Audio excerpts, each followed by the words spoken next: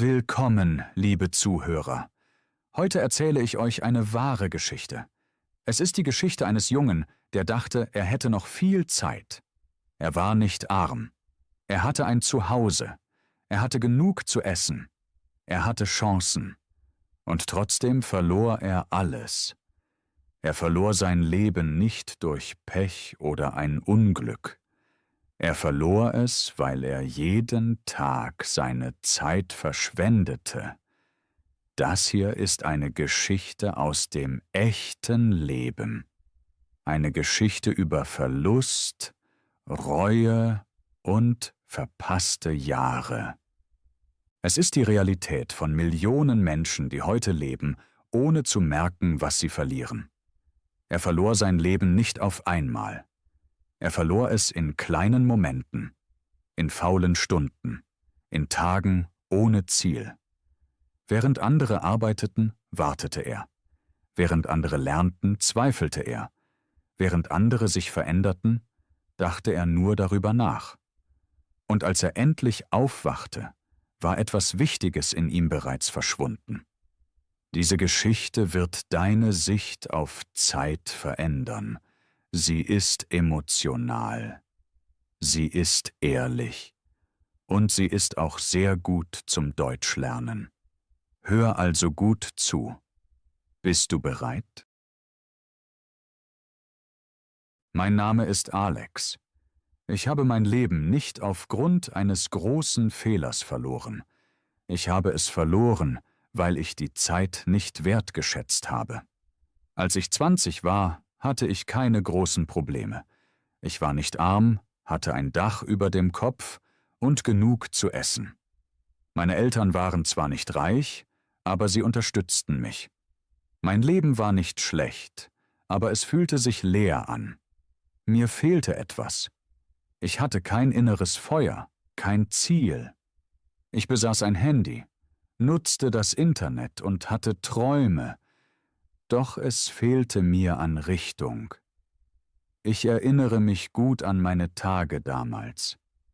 Ich wachte jeden Morgen um 10 Uhr auf, nahm mein Handy in die Hand und scrollte eine Stunde lang. Danach stand ich auf, aß in aller Ruhe und verbrachte den ganzen Tag im selben Zimmer. Ich sagte mir, heute mache ich etwas Produktives. Doch dann kam YouTube und ich öffnete Instagram. Ich verlor mich in einer Welt, die mich für 5 Minuten motivierte, aber danach fühlte ich mich leer und ausgebrannt. Am Abend sagte ich mir, es ist okay, morgen fange ich richtig an. Doch am nächsten Tag wiederholte ich genau das Gleiche. Niemand fragte mich, was ich machte, denn ich machte nichts falsch. Ich hatte keinen Ärger, fiel nicht durch Prüfungen und war nicht krank oder depressiv. Ich lebte einfach vor mich hin, aber dieses einfache Leben machte mich langsam kaputt. Die Menschen um mich herum dachten, es gehe mir gut, doch in mir war eine Stimme, die nach mehr schrie, nach Sinn, nach Bewegung, nach einem echten Leben. Aber ich hörte nicht auf sie. Es war einfacher, mich abzulenken, als mich selbst zu hinterfragen. Ich wusste nicht einmal, dass ich Zeit verschwendete. Mein Leben sah normal aus. Aufstehen, scrollen, essen, chillen, reden, schlafen.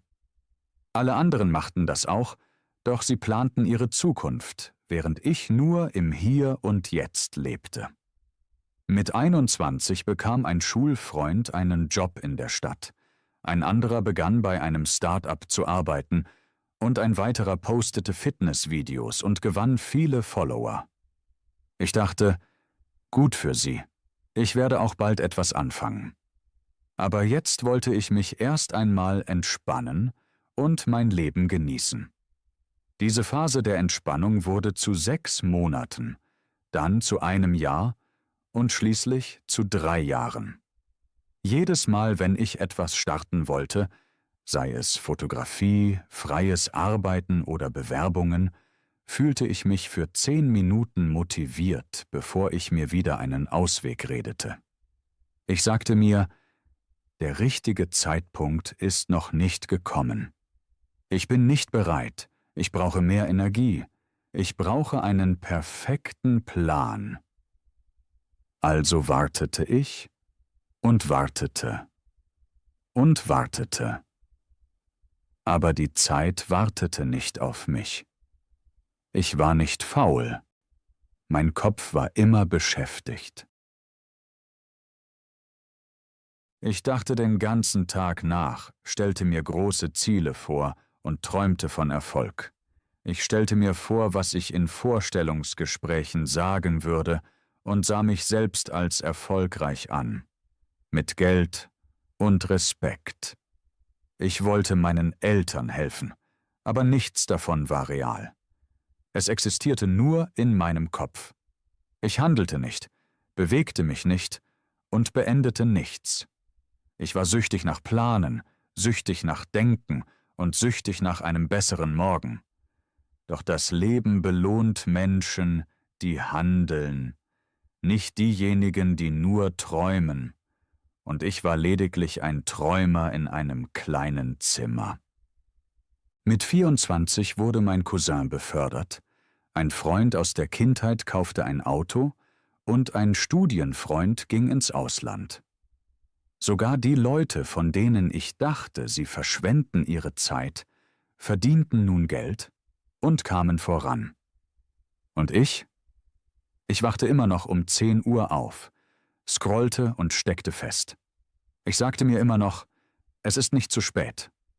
Aber ich war nicht nur spät dran, ich wurde unwichtig. Die Menschen fragten mich nicht mehr, was ich mache. Sie kannten die Antwort. Nichts. Jedes Mal, wenn ich in den Spiegel sah, begann ich mich selbst zu hassen. Nicht wegen meines Aussehens, sondern weil ich die Wahrheit kannte. Ich verschwendete alles, was ich hatte. Der größte Schmerz kam jedoch noch. Ich war noch nicht gescheitert, denn ich hatte noch nicht einmal versucht. Was ich nicht wusste, war das hier. Scheitern kommt leise. Es kommt, wenn man Zeit nicht respektiert. Es kommt, wenn man nicht auftaucht.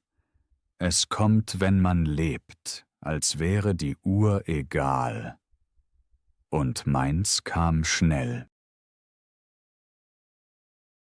Ich war 28 Jahre alt und lebte immer noch im selben Zimmer. Ich benutzte immer noch die gleichen Ausreden und redete mir ein, dass es nicht zu spät sei. Doch tief in mir spürte ich etwas. Ich spürte Druck, das Gewicht der Zeit. Es war nicht laut und nicht plötzlich, sondern still und ständig. Jedes Mal, wenn ich die sozialen Medien öffnete, wurde dieses Gefühl stärker. Ich sah Menschen, die jünger waren als ich.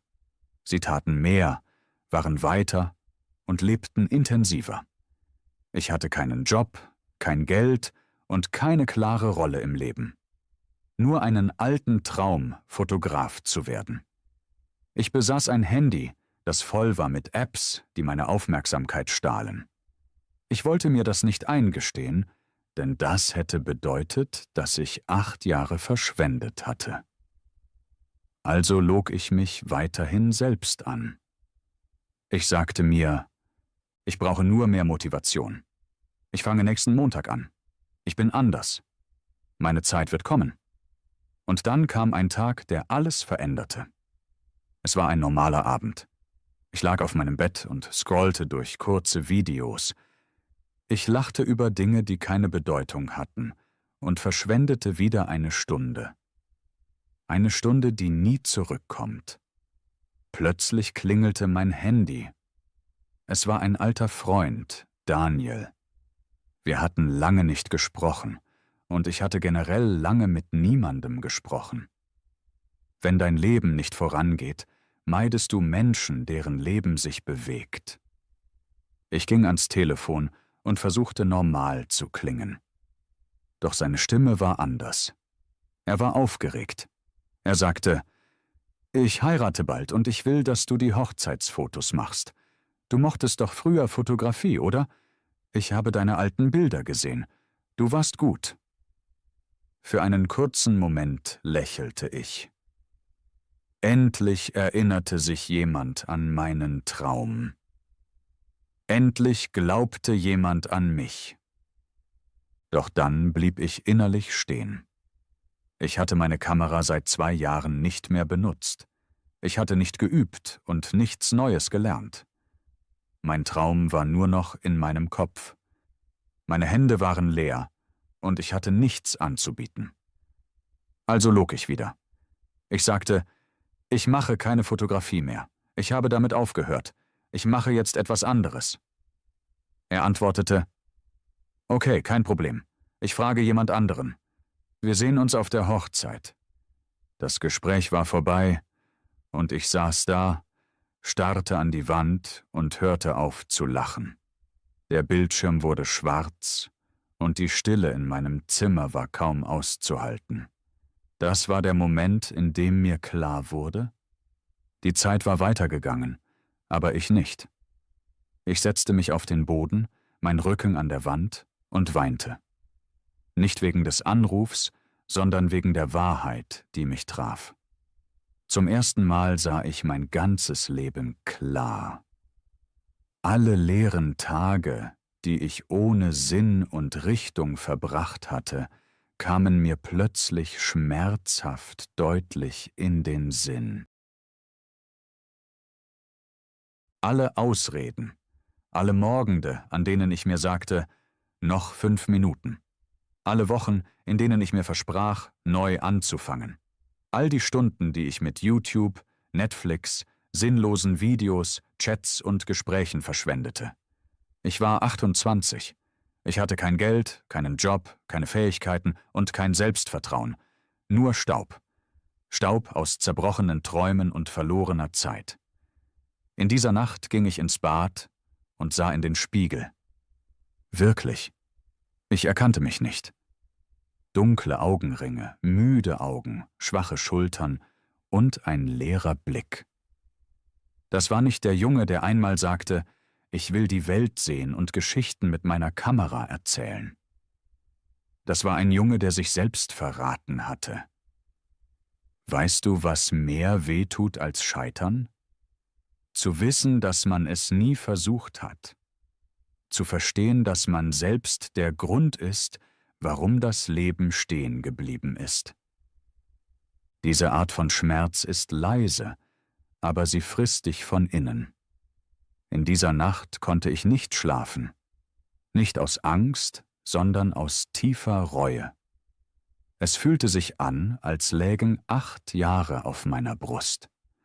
Am nächsten Morgen holte ich meine alte Kamera heraus. Sie war staubig, der Akku war leer und die Speicherkarte hatte alte Bilder von der letzten Zeit, in der ich wirklich etwas versucht hatte. Ich sah mir die Fotos an und brach wieder zusammen. Sie waren gut, nicht perfekt, aber gut. Ich hätte etwas daraus machen können. Ich hätte lernen und üben können, hätte scheitern und besser werden können. Doch ich sagte mir immer wieder, später. Und später wurde nie. Meine Eltern unterstützten mich noch immer, aber jetzt sah ich die Traurigkeit in ihren Augen. Sie sagten nichts, aber ich fühlte es. Sie hatten gehofft, dass ich etwas aus mir mache, und ich hatte sie enttäuscht. Und mich selbst. Das war der Moment, in dem ich innerlich zusammenbrach. Nicht körperlich, nicht finanziell, sondern emotional. Denn in diesem Moment verstand ich. Der Schaden war schon da, und ich hatte ihn selbst verursacht. In dieser Nacht stand ich vor dem Spiegel. Ich konnte nicht mehr lügen, mich nicht mehr verstecken und konnte niemandem die Schuld geben. Nicht meinen Eltern, nicht der Schule und nicht dem Leben. Ich war selbst schuld. Und ich flüsterte einen Satz. Wenn ich jetzt nicht anfange, werde ich so sterben. Am nächsten Morgen berührte ich mein Handy nicht.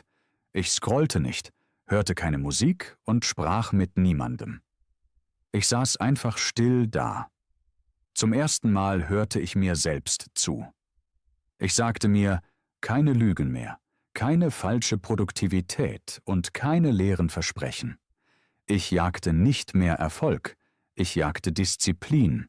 Ich machte kleine Dinge, langweilige Dinge, jeden Tag. Ich wollte meinen Respekt vor mir selbst zurückgewinnen. Ich machte eine Regel: 7 Tage lang, jeden Tag etwas Echtes tun. Am ersten Tag stand ich um 6:30 Uhr auf. Es fühlte sich schlimm an. Mein Körper wollte nicht und mein Kopf wehrte sich. Aber ich setzte mich mit einem Notizbuch hin und schrieb 3 Dinge auf. Was fühle ich? Wofür habe ich gestern Zeit verschwendet? Was ist eine kleine Sache, die ich heute tun kann? An diesem Tag räumte ich mein Zimmer auf. Nicht wegen des Schmutzes, sondern wegen des Chaos in mir. Am Abend war ich müde, aber ich fühlte mich zum ersten Mal wieder in Kontrolle. Am zweiten Tag schaute ich mir 3 einfache Fotografie-Tutorials an. Keine Motivationsvideos, nur Lernen. Am dritten Tag ging ich mit meiner alten Kamera nach draußen. Sie war kaputt und der Akku schwach, aber ich machte 100 Fotos von Menschen, Blumen und Häusern. Es war peinlich, aber als ich die Fotos sah, weinte ich wieder, denn etwas in mir lebte noch. Am 4. Tag machte ich eine Instagram-Seite. Kein Profilbild, keine Infos, keine Follower. Ich lud ein Foto hoch, nur eines. Nicht für Likes, sondern für Disziplin. An den Tagen 5 bis 7 wiederholte ich alles. Aufstehen, kein Handy, schreiben, gehen, fotografieren, lernen, hochladen. Kein Erfolg, kein Lob, aber ich baute etwas auf, still und leise. Niemand klatschte, niemand bemerkte es. Aber ich brauchte keinen Lärm. Ich brauchte Ruhe. Denn in der Ruhe entsteht Disziplin. Ich begann, Routinen zu lieben. Wasser am Morgen, kalte Duschen, lesen, lernen, üben. Es war nicht spannend, aber es war echt. Und zum ersten Mal seit Jahren war ich stolz auf mich. Das bedeutet nicht, dass alles leicht war. Die Schuld war noch da, die Reue auch. Aber ich sagte mir, ja, du bist spät dran. Ja, du hast Zeit verloren. Aber jede Sekunde, die du jetzt wieder verschwendest, ist ein Verbrechen gegen dein zukünftiges Ich. Also machte ich weiter.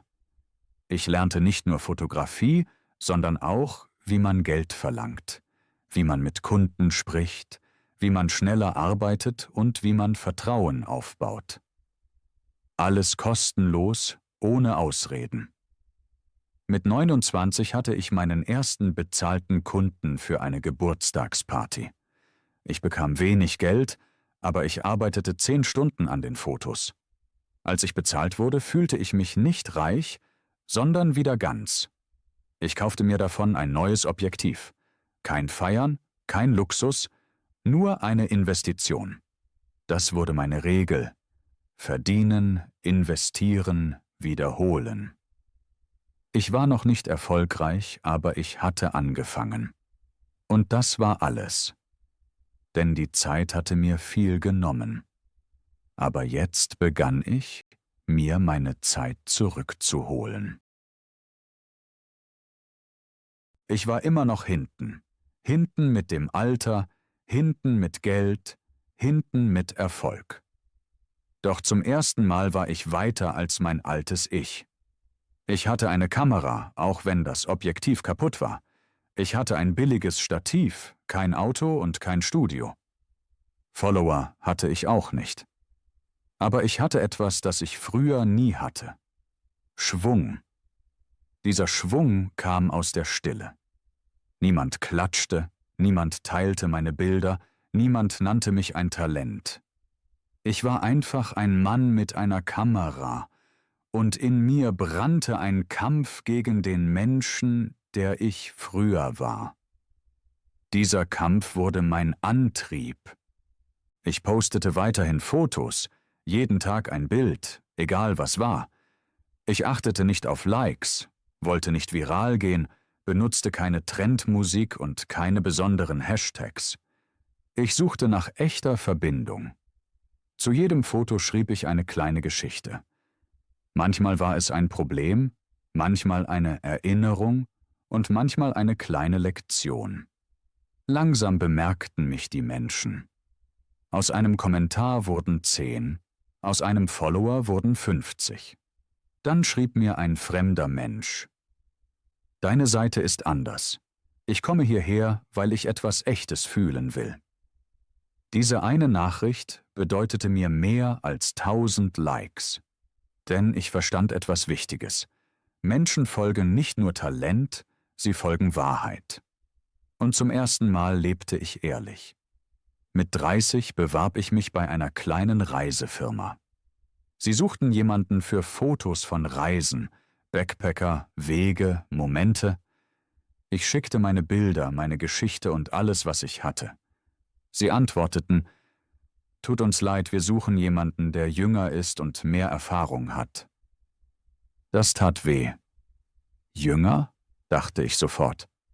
Ich habe meine 20er verschwendet, und jetzt sagt die Welt mir, ich sei zu spät.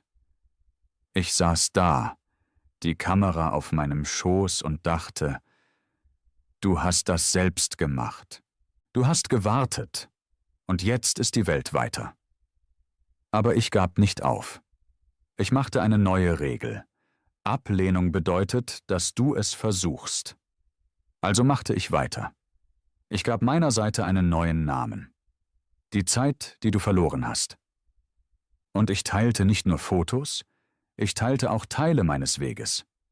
Ich schrieb Sätze wie: Warte nicht, bis du bereit bist. Ich habe 10 Jahre verschwendet. Fang schlecht an. Fang ängstlich an. Aber fang an. Ich bin noch nicht da, wo ich hin will, aber ich bin weit weg von dem, der ich früher war. Dieses Foto ist nicht perfekt, ich auch nicht, und das ist okay. Dann passierte etwas Seltsames. Menschen schrieben mir privat. Einer sagte: Ich bin 26 und fühle mich auch verloren. Ich dachte, ich sei der Einzige. Hier ist die erweiterte Version des Textes mit etwa 200 zusätzlichen Wörtern. Danke, dass du mich daran erinnerst, dass es nicht zu spät ist. Langsam wurde meine Seite zu einer kleinen Gemeinschaft. Viele Menschen waren am Boden. Sie wollten wieder aufstehen und ihr Leben neu gestalten. Ich war nicht berühmt, ich war nicht reich, aber ich war nützlich. Und zum ersten Mal fühlte sich das genug an. Eines Tages schrieb mir eine kleine Organisation, die im Bereich seelische Gesundheit arbeitete. Sie sagten: Wir mögen deine Fotos, du erzählst Gefühle. Kannst du unsere nächste Kampagne fotografieren? Ich fragte nicht nach Geld, denn für mich war es viel wichtiger, einen positiven Einfluss zu haben. Ich wollte nicht besonders professionell klingen. Ich sagte einfach: Ja, es ist mir eine Ehre. Dieses Projekt änderte alles für mich.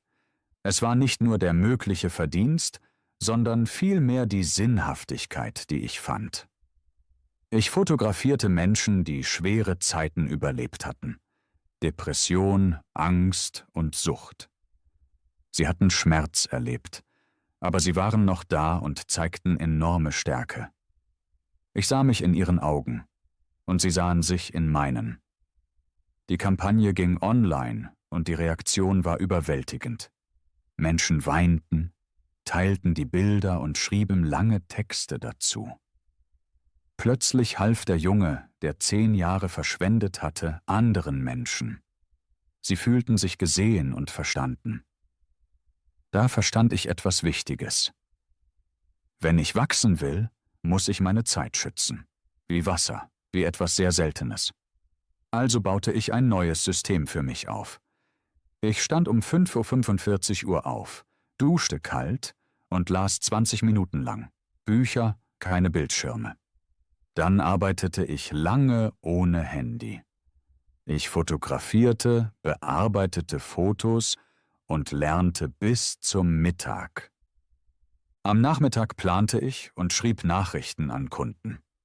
Am Abend setzte ich mich 30 Minuten hin und schrieb in ein Heft. Ich ging um 22 Uhr schlafen.